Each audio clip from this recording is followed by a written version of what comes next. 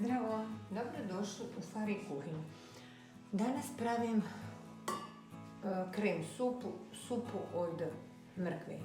I zato mi je potrebno 800 grama mrkve, ova 3 srednja krompira, glavica luka, ovdje imam već oguljen đumbir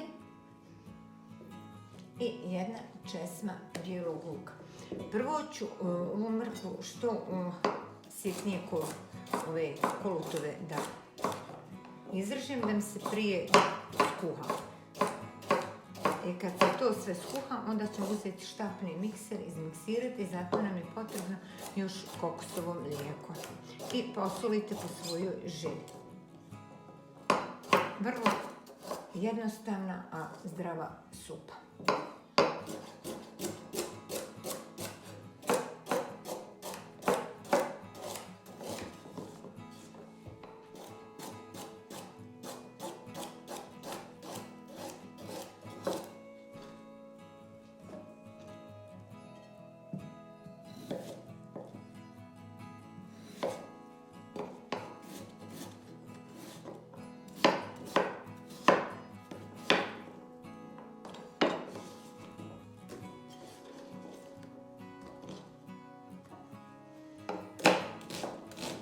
Luk isto ne morate sitno skroz rezati.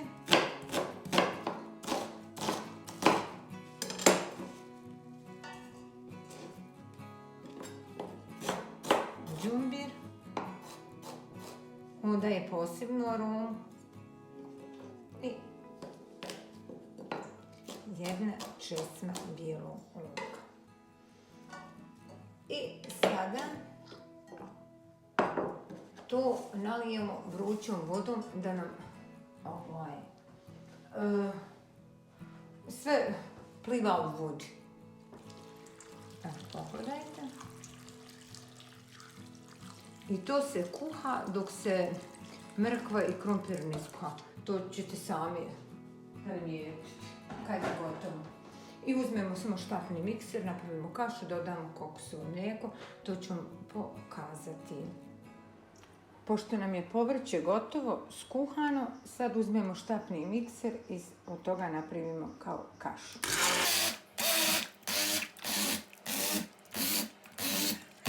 Kad je ovako napravljena kaša, tu sad dodajemo kokosovo mlijeko.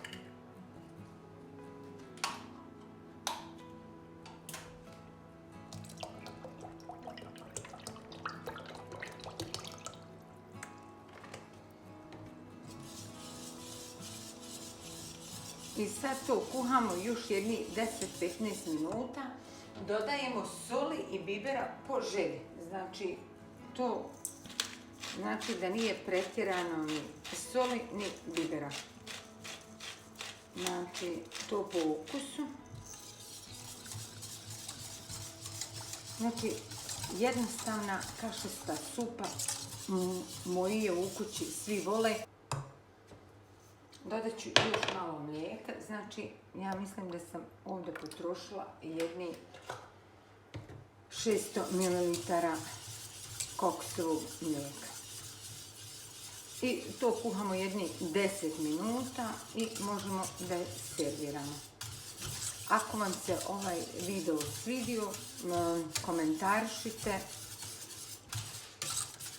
Ako ko ima neki drugi recept za supu, isto nek mi napiše u komentaru. Supa nakon 10 minuta, evo, spremna za serviranje.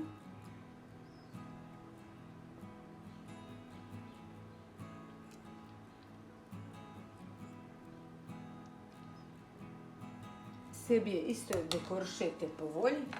Ja volim jednu kašiku sa orama. Ovako.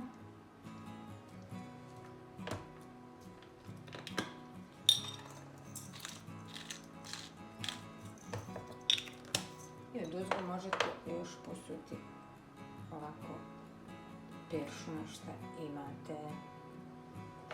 I moja je supa gotova, spremna za degustaciju. Nadam se da vam se ovaj moj današnji prijedlog svidio. Do sljedećeg puta, prijatno i zapratite moj kanal. Ćao!